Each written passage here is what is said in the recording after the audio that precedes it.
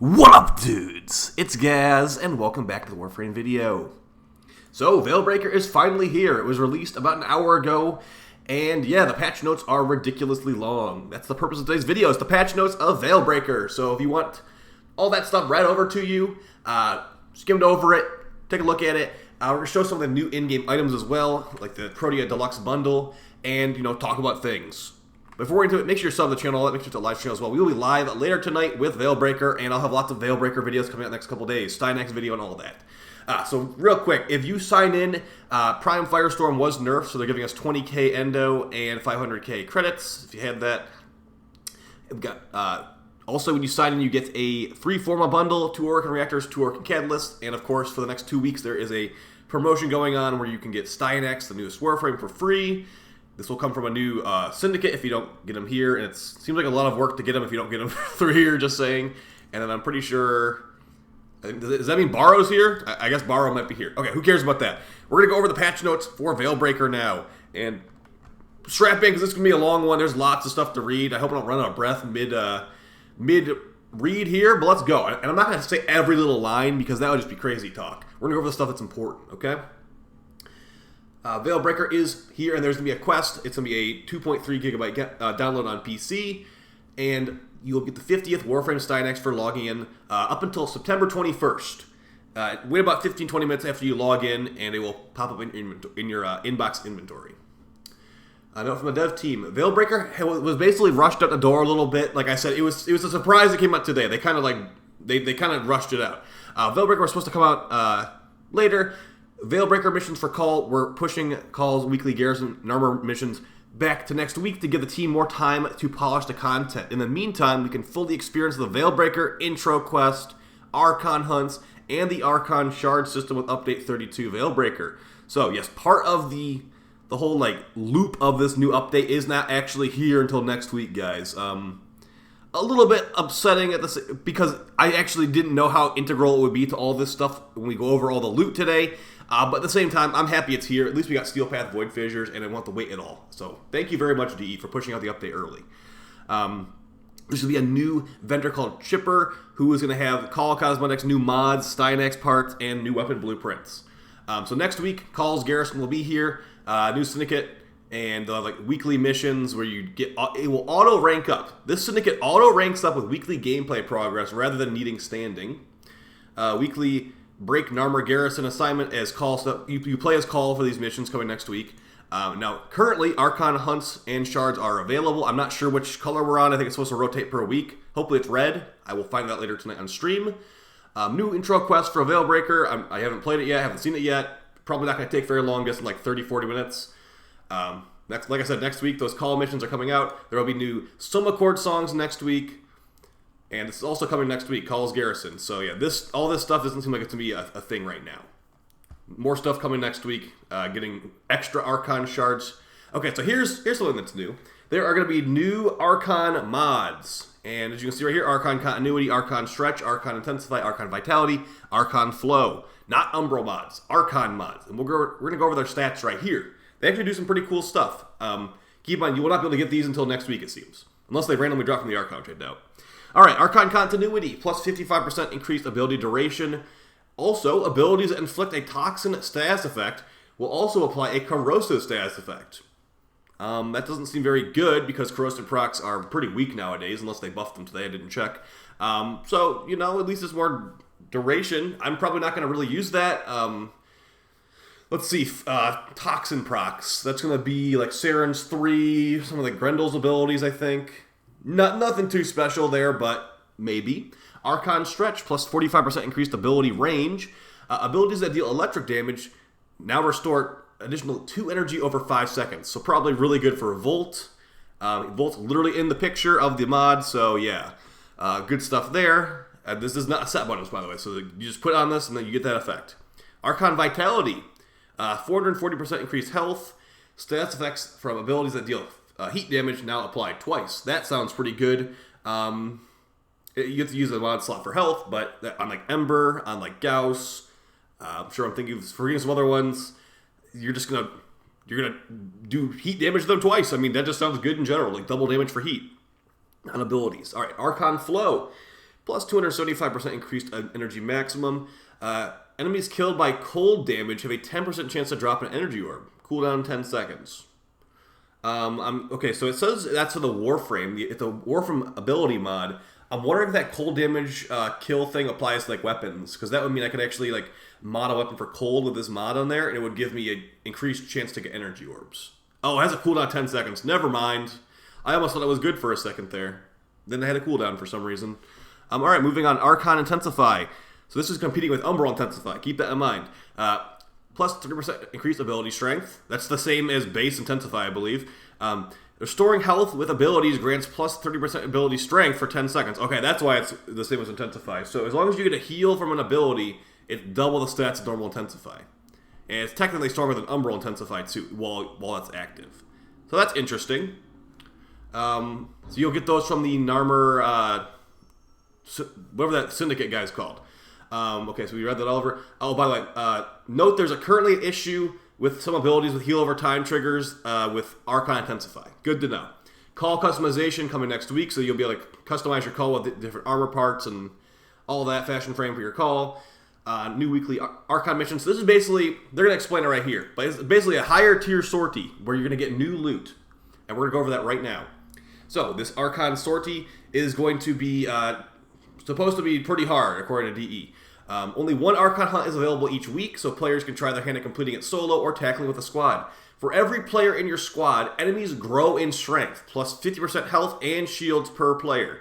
While the Archon hunt can be replayed, the rewards are only dropping once per week. Some restrictions are also added.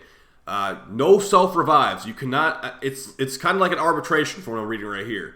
If you die and you have no teammates to revive you, or companions for that matter, you are dead and you have to restart it. Last gasp penalty. Activating the last gasp focus ability from Unairu reduces the timer by 2 seconds. Haven't tried that yet, but it sounds like it's not a good thing. Bleed out shortens. Bleed out duration is reduced after each time bleed out is entered to a minimum of 5 seconds. So if you die a lot and your teammates keep reviving you, eventually they're not going to be able to revive you. You're just going to like instantly die and stay dead. So there you go. Restricted consumables. No summons, so you cannot summon specters or necromechs, according to this. I'm guessing that means Hoba, too. Cooldown increase. Each type of restoration item has a 3-minute cooldown timer applied. This affects all types of, all sizes of the restore. So no energy pad spamming. You can only use 1 per 3 minutes. Probably for the best. That should be in every mission, honestly. Similar to arbitrations, bonuses to certain weapons and warframes are applied to the Archon hunt. So it's similar to a arbitration where it's like, I got increased Volt Strength. I got increased Amprex damage. We're good to go. Enemy types. Tenno who fought the New War will remember the types of enemies that were found in the Archon hunts. These can be found in Archon hunts. Alongside veiled enemies, they'll face the Deacons. Those creepy guys from the New War that, like, are evil priest dudes. Deacons, once propelled the Narmer-controlled system, are now searching for more units to grow their flock to devout veiled followers. Beware Tenno coming in contact with them will be more dangerous than before. They will stay unscathed unless you deal with the surrounding troops. Okay, so they're enemies that you need to kill the trash ads around them to deal with them. That's pretty much what it says right there. The final mission of the Archon hunt will always be an assassination mission. Tenno must take up arms against an Archon to complete the Archon hunt and earn themselves a great reward. Each week will rotate the Archon hunt. Will feature a new Archon, Burial, Amar, or Nira. And I'm guessing Era is in the quest. The Archons are not how you remember them, Tenno. Since your fighting them solo in the New War, they have grown stronger. Each of the 3 Archons have received a rework to increase their difficulty level. That's cool. I heard they are ability immune, so we'll see about that. Their greater resistance to damage, harder hitting attacks, and new methods of trickery make them a formidable foe. A well-equipped loadout and a good, resourceful squad are necessities to defeating these Archons. I will probably be doing this solo for the first try to see how it goes. I don't think it will be a problem. If they're immune to abilities, we'll see. I mean, if they're immune to abilities, they might just have ridiculous damage reduction. Might have to end up bringing like Banshee or something to cheese it. We'll see. We'll see. If Banshee's required, that's a problem, I'd say, because that means it wasn't designed properly for normal players. Completing all 3 Archon hunt missions gives you an Archon Shard. So also you get rewards from each pool. Each Archon now comes equipped with a different Archon Shard. Each shard offers unique benefits, and the Super Shard has a 20% chance of dropping. Wait, let me read that correctly. Alongside a random reward from each reward pool. Wait, so you get a reward from each tier? So you get a common reward, an uncommon reward, a rare reward. That can't be right. That would mean you get a legendary core every time. We'll have to see. We'll have to see. Okay, so here we go. The mission reward pool includes common, uncommon, rare. Oh, from the reward pool. I misread that entirely. Okay, so you only get one, like a normal sortie. I thought, I'm like, wait, big loot. Okay, so as far as Archon Shards, you're going to get a guaranteed one per week, and Call will offer one Archon Shard weekly for stock. And stock's going to be that new resource that's going to be tied to the new Narmer Breaker missions that you can play as Call. So, one extra Archon Shard per week. I believe they're not tradable from what I've been hearing, so they will be very bottlenecked, guys. By the way, Archon Shard, Tau Forge, if you didn't know this already, Tau Forge will be higher stats, and since you can't trade for it, good luck ever getting these. 20% chance once per week. Alright, so we got Archon Shards. The blue ones are defensive focused, the crimson ones are offensive focused, and the amber yellow ones are utility focused. They're going to be in the helmet. You can get a helmet segment after you complete the quest, and you can like start installing these. They are pseudo-permanent upgrades. You can put them into your frame, and then you can pull them out for some resources. They'll stay in there permanently until you choose to remove them. So, yeah, it's up to you when you remove them. And here's an Amber Archon Shard right here, giving a parkour velocity, casting speed, effectiveness energy of orbs, effective energy of health orbs, and maximum energy if filled on spawn. That seems kind of underwhelming. The only good choice on there is basically... Actually, I said the bottom three. Energy orb effectiveness, casting speed, parkour velocity. Mostly casting speed, honestly, so that's a little bit disappointing. You can also equip Arsenal Shards from the Arsenal. Okay. And oh, you can see it in the UI right here. That's cool. That will be helpful for YouTube videos. Your boy Stynax is here, and he is for free. Just sign in, you get him. We already went over all his abilities, but we expect like a build video on him like tomorrow or the next day. Depending if there's anything more important than making a Stynax video, because everyone in the game is going to have him. So, yeah, I'm thinking the build's going to be like a good amount of range, a little bit of strength, and we'll see what happens. Stynax's signature weapon, the Offentis. Stynax's spear gun is good when you throw it. It gives you buffs on the ground, boosted effects like reload speed and stuff. So, I'm not going to try to dwell too much on this stuff. I don't want this video to be like an hour long. But, yeah, Stynax's signature weapon. Now, here's the big thing, guys. Certain parts of this, like I said, next week we're getting the call missions. But the call missions are where you're going to get this. So this weapon is currently unobtainable unless you buy it for plat, from what I'm understanding. The Offentis blueprint can be purchased for stock in Call's Garrison. Reminder that we're pushing that to next week. So if you want to get this, I'm probably just going to buy this for the video. If you want these, wait until next week or just buy them with plat. This is from the Stynax bundle, I believe. So you got Stynax Lavarian, Stynax Cyandana, Stynax Helmet, all that stuff. Also, there's a Stynax Void Shell skin that came out at launch. That's kind of cool. There's a new machete skin called the Slatra. The Slatra is a powerful machete that doubles the duration of bleed from slash damage. That should be really good. I believe machetes have forced slash procs on heavies too. So, yeah, interesting. Slatra, look out for that one being pretty decent. A new throne weapon, the Air Grit. I probably said that super wrong. The Air Grit lacks in quantity. It makes up indestructible power. Toss the Air Grit onto your enemy's position and detonate them remotely at the right moment for maximum destructive effect. Okay, well, I need to see what that is in-game, because that was not a very good description. Alright, so there's the Slatra right there. Here's the Air Grit. So this looks like an exploding like grenade kind of thing. 37% crit chance with a 1.9 multiplier. 9-meter blast radius. Why a 1.9 multiplier, though? That's pretty low. So this is just an exploding... It's basically Kastanas, it looks like. So, interesting. And then what's the stats on this looking like? Slatra's got pretty good stats, actually, so... Oh, it has bad hack speed, though. And look out for that being pretty good. Alright, going back over those patch notes. Actually, while we're in the ship, let's go look at the Protea Deluxe skin while we're in here. So I got the Protea Deluxe Tonkor skin right here. We haven't even gone over the AoE changes yet. That's definitely on these patch notes, trust me. Protea Deluxe. This is with my fashion frame, of course. Looking good. Looking real good. I'll definitely keep that on. Alright, let's go back into those patch notes. It comes with like a throwing star skin too. Alright, so if you buy there's also a VEILBREAKER supporter bundle. If you want to get the Fog of War ephemera, it's going to be $30 or whatever your regional equivalent is. So yeah, there's a new supporter bundle. You can buy all this stuff and get it like basically up front. The Fog of War ephemera, on the dev stream, it was shown to be 75 plat in the market. I searched the market, and it is not in there. So, and the only thing that has the Fog of War ephemera is this bundle. So I'm guessing it's a $30 ephemera from what I'm seeing. So, yeah, that's why things you see on the dev stream are not exactly how it's going to be in game. So yeah, drop a 30 bomb on that, and you'll get a call noggle and stuff like that. So. You know, it's probably not an ephemera I'm going to get because it's $30 for basically the smoking body ephemera, but whatever. Thank you very much, D, for giving us some new ephemeras. We've got Void Shell skins for Nova, Excalibur, and Wukong. So I'll take a look at those later. Also, remember, Cydex got one too when he came out. And yeah, you can buy a bundle of the adornments and all that. And here's the Protea Deluxe skin looking real good. And there's a throwing star skin in there as well, which I didn't even look at. As far as new community items, there's a new glyph and all that. There's some new Tenogen, another Wisp skin.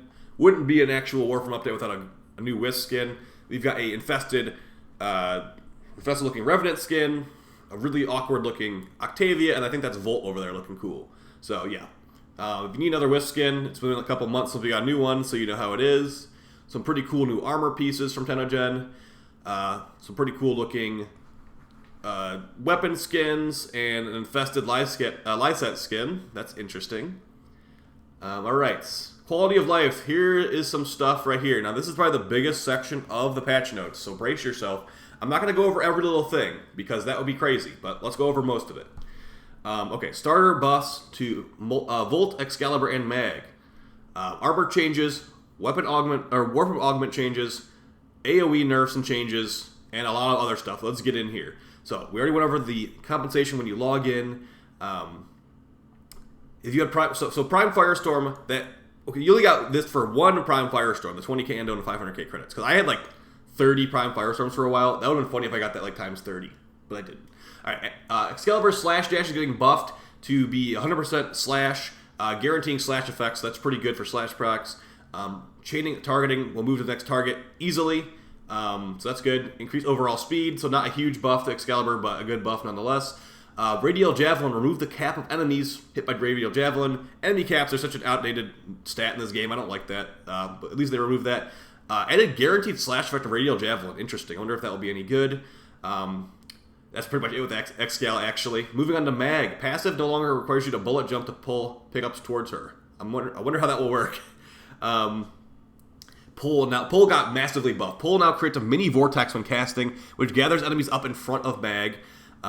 Polarized shards on the ground will also be pulled into this vortex. But don't get too excited because the Helminth version was nerfed in range. The normal version is 25, the Helminth version is 12.5, so half the range in the Helminth version. Massive nerf there. It's funny how they nerfed that Helminth and the other Helminths. Magnetize, I think it's Mag's second ability. Shards from Polarize are pulled into the magnetized bubble, including shards orbiting Mag. Charge, Magnetize, Absorb shards increases damage by 500 for each one. Skills of ability, strength mods. Okay, I don't really play Mag that much, but I probably will play her more after this, so I'm not entirely sure all this stuff. Shards are now significantly larger and hover above the ground, making them easier to see for Polarize. Shards now orbit her, inflicting slash or puncture status effects to nearby enemies. That's kind of cool. Unified the ranges across the board, all ranks 8 meters and 5 seconds respectively. Okay, cool. Volt increased the points of electric damage added for his passive. Reduced the cost energy from shock to from 25 to 15. It's 15 meters across the board now for range. Base speed getting a pretty decent buff, actually.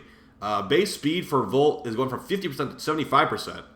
And unified across all ranks. Increased duration from 5 seconds, 10 seconds to 9 to 12 seconds.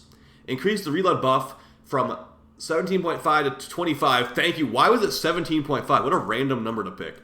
Unified the range. Okay, so basically Volt got big buffs. I mean, from 50% to 75%, and that will scale with strength.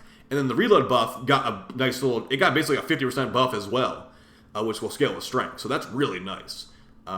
Electric shield, remove the shield speed reduction while carrying the shield. Remove energy drain of 4 every meter, or every 4 meters. Now you can use primaries while holding the shield, so that's really good. And they made Discharge have unified range across the board. All right, Wukong Clone. Wukong Clone will now... Okay, it got nerfed, basically. It got nerfed. The clone did because it was too easy. Overall damage of the Wukong Celestial Twin has been halved, but marking enemies with your ability will give you 3 times damage boost against marked enemies. Always did that.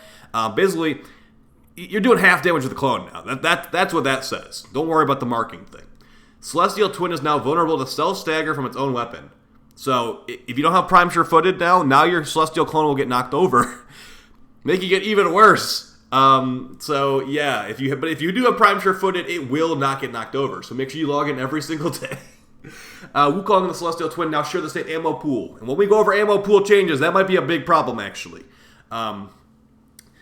Upon running out of ammo for a specific weapon, the twin will either swap to a weapon in your loadout that does not have ammo or swap to a melee when completely out of ammo. The twin will also search out ammo pickups. So the twin will take your ammo pickups. Actually, no, but you share the ammo pool, so that might work out. Made several changes to the HUD adjustment, so the twin is looking good. Alright, Primal Fury changes. Melee, the melee for Wukong is buffed a little bit, because no one ever uses it anymore. Revenant's Mesmer skin changes, they actually put it into the game. I have a feeling this will be completely broken, so yeah, I'll have to try that out later. But basically, Revenant's Mesmer skin has like Mesmer gating. He will not lose more than 1 Mesmer stack skin, or Mesmer skin stack per second. So yeah, that sounds messed up. Mesa's Ballistic Battery. Mesa's first ability got massively buffed and it might actually be worth using. You can also use it while in her Peacemaker things. That's crazy. That's really crazy. I'm going to have to try that out later. Warframe Augment buffs. There's a lot to go over here, guys. Most of it is just basically like small stat buffs. As far as like overall like overhauls here, not much.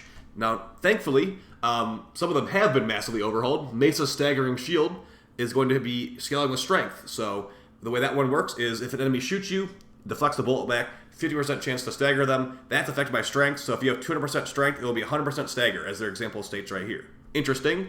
Ballistic Bullseye is going to be getting massively buffed, giving you final flat crit. So Mesa's one might be worth using now. It's basically what that's saying. The rest of these are kind of like whatever. Nova's Neutron Star became heat damage instead of blast damage. Not going to really change much. Nyx's Pacifying Bolt now creates 3 more bolts on cast. So I think it's like 6 bolts at default. That will become 9 bolts. So that could be interesting for some situations. Revenant's Blinding Reeve. They gave it plus 40% Reeve range. Cue the crickets. And then, yeah, Hallowed Reckoning. Enemy damage effect increased to 300 per second. Okay, cool. Armor changes have been... armor stripping changes have been... Okay, guys, they didn't fully... They got scared. They got terrified of Terrify. Terrify was only buffed to 60%, okay? So you need like 170% strength now to fully strip the Terrify. So that's a big bummer, but whatever. All armor stripping abilities now apply to the total armor value. But we still have a problem where certain armor abilities don't apply to certain targets. For example, Terrify doesn't work on Dembless. Terrify doesn't work on Acolytes. But, like, certain ones do. It's like, can we have some, like, actual, like, some logic here of, like, everything works on everything, or, like, it doesn't work on anything. Like, just, it's stupid that, like, a bunch of these armor strip abilities don't work on some certain enemies, but some of them do. Okay, so the way it worked before is, like, if you had 50% armor strip, it wouldn't actually be 50% armor strip. Now it is. Increased Frost Avalanche armor reduction from 40% to 60%, and change the armor strip reduction to be permanent. Big Frost buff for his armor strip. You're not going to need 250 strength anymore, so that's really good for Frost. And you probably don't really need duration as much anymore either, because Frost had really big problems before. You wanted like cast speed, you wanted 250 strength, you wanted duration, you wanted to fit on range somehow, you couldn't fit on range somehow, and yeah, you were just playing Frost the whole time too, so it just was not good. And now he's getting some buffs, so maybe he will be a little bit better. Increased Terrify armor reduction from 20% to 60%. Let's take a look at that Banshee build from yesterday and see if that... let's just see. Like it wasn't even that much strength. I'm just wondering like how high it will be when it's not. Like we're at 144 and we're 86.4. So once you get fully molt augmented, I'm sure it will fully strip. But yeah, the way it is right now, that's going to be a 86.4, which is still a massive debuff to the enemies. But yeah, it's not 100% like when they first told us it was 75. So yeah, we'll have to try that one out. I think it will still be really, really good. And potentially, like, too good. Oberon's Reckoning armor reduction from 30% to 50%. Nice little Oberon buff right there. Sonic Fracture. Banshee Augment is now permanent. Mag's Fracture and Crush Augment. Remove the 80% cap. Went from 50% to 75%. Nice, nice. And Trinity's Abating Link is gone from 45% to 60%. So nice buff to Trinity too. Less strength needed for a full strip. AoE changes. So this is big, guys. It's bigger than I initially thought. After watching their dev stream, I thought it wouldn't be as big. No, they dropped the full details right now. It's bigger than initially expected. If you want to read why they did this, it's right here. But let's go over this. So, primary ammo pickups are going to be... So they're changing how ammo works. There's going to be secondary ammo and primary ammo. There's no, like, shotgun ammo, sniper ammo, rifle ammo. It's just two different types of ammo for guns now. Increased ammo pickups values as follows. Primary goes from 60 to 80. Secondary from 20 to 40. But they are massively nerfing how AoE ammo works. Instead of, like, 80 bullets per pickup, Kuva Brahma, Kuva Ogress, Kuva Tsar, and the Lens of all weapons, and Proboscis Cernos, get 1 ammo per pickup.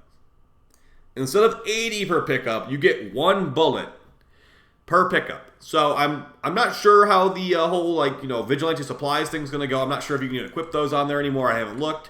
But yeah, that's a pretty big ammo nerf. And I'm going to take a look at my Brahma right here. Looks like Vigilante Supplies does still exist. So maybe it won't be the end of the world. But yeah, even the lens, huh? Were people actually using the lens? Like, we still don't have the Tenet lens. Like, you're pushing the lens's face into the dirt again, dude. But other weapons that are AoE, they get 3 ammo per pickup with the Tonkor and the Kuva Tonkor, so maybe try those out. I think the lens should have probably been down here. But then again, the lens, I believe, has an ammo converter built in, so maybe it won't be a big deal. But yeah, that's a big deal for the Brahma, Ogress, and the Tsar. They reduced the overall ammo pool of the Ogress as well. I believe the Ogress has 7 shots.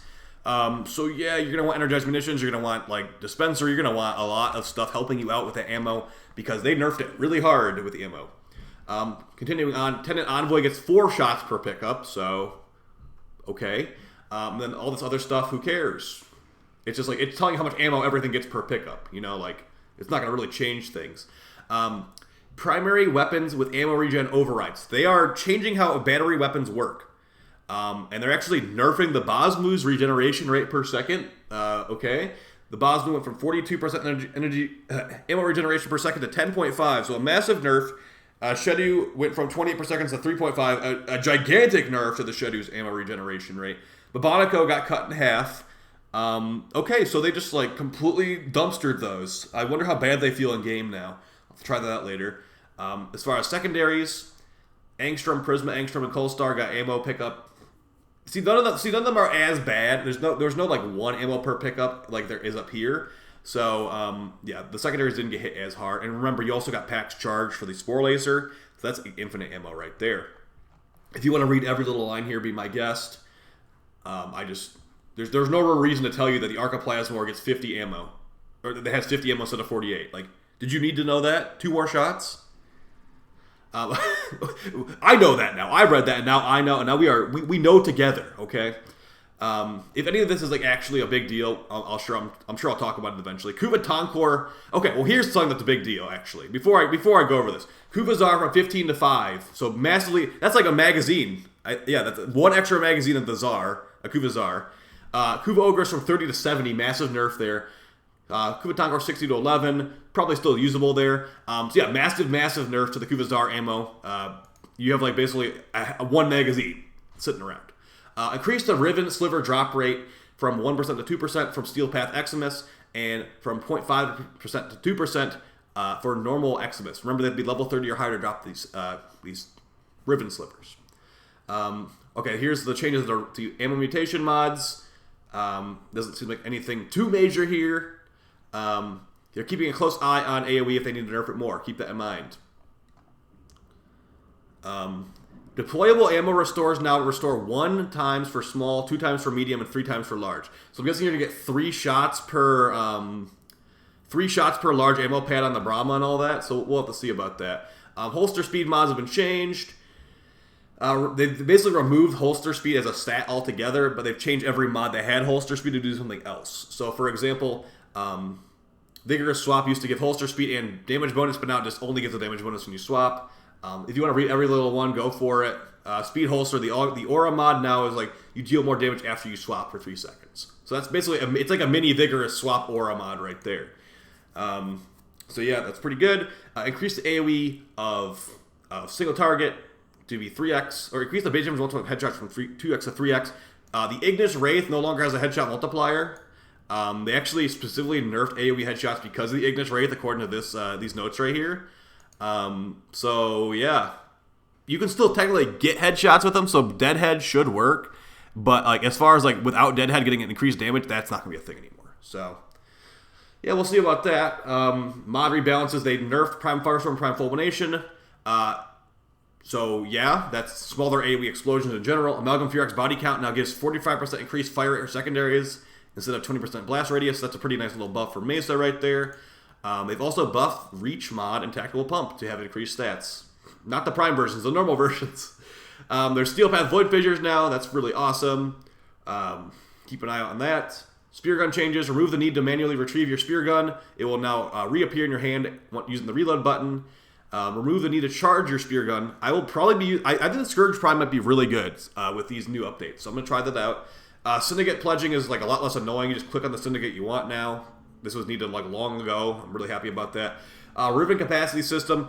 Basically, you get the wreckage system for Railjack Wreckage. We have that for Veiled Ribbons now. So... yeah, you will be able to stackable ribbons not take up ribbon slots. So you go to Paula Dina, you buy ribbons from her, it will not take up slots. I believe it's currently bugged and not working, so just keep that in mind. But they're literally running that right here. It's supposed to be like that. So yeah, you will have plenty of ribbon slots for Veiled Ribbons. Last gasp rework, it will be easier to revive basically. They've done some changes to the specters on the junctions. Gilding changes. Instead of gilding, modular weapons now have their full stats available upon rank 30. Gilding your modular weapon will now serve the purpose of giving mastery and customization. So you get full stats for your gilded stuff, or for your Zaws and all that before gilding them. That's great. Transference delay has been fixed. I haven't tried it out yet. I'm sure it's good. Overgaard lifesteal changes. I think there was like some problems with lifesteal on Overgaard, but they fixed that, it seems like. Okay, so as far as crossplay, they're waiting. Our next objective is the public crossplay test between select platforms to gather feedback and bugs. Expect news about those tests hopefully soon. We're still on the hopefully soon stage of crossplay. So yeah, I'm not expecting it this year. I seriously am not. New Sister of Powerbo's armor. Add the countdown timer to the Nightwave. See when it will end. Oh, when 2 weeks are remaining. That's good to know. Okay. Minimum PC specs for Warframe will be changing in 2023, guys. So it might be time to upgrade. I'm talking myself, too, because I might need to upgrade my computer. Dojo Fixes. Ignis Wraith blueprint is available to everyone in the clan dojo for research. That system was so stupid that they still had it that way. From an event nobody even remembered.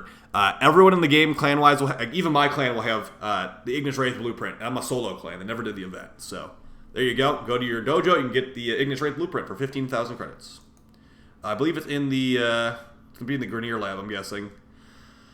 So that's cool. This is the Ignis Wraith blueprint is now untradeable. Protecting players from trade manipulation who might be unaware. Yeah, that's finally done. Those guys can just roll over in their grave for all I care. Operator energy pickups will now be shared with Warframe. Oh my gosh, what a good change. That's a good change right there. So now if you pick up an orb with your operator, you also get it for your frame. That is good. That is really good. Included messages when unlocking a Void Relic to indicate which Void Relic buff is active. Oh, that's good. Okay, so a lot of people didn't know this. When your frame is like all glowy and stuff in a Void Fissure like that, that means you have increased like range and ability strength. How would you even know that? Right there, it tells you right there. Ability, range, and strength have doubled. Awesome. Also, your weapons get corrupted for infinite ammo too. Index investment screen has been refreshed and will now apply selected themes. Okay. Equinox's duality now will eat ammo. So a lot of this stuff is little things. Like there's a lot of little things in here. that you can read over if you want to. Arbitration's not give you plus 500 extra health, like that kind of stuff. A lot of things in here that are, potentially worth reading, but it's kind of a lot. Oh, look at that! They buffed the Felarks. That Incarnon shotgun that no one really liked. But look what they buffed it. They changed the visual effects of it, and they changed the Incarnon form to have 100 more base damage. So, yeah, not really exactly the changes we were looking for, but at least they changed something.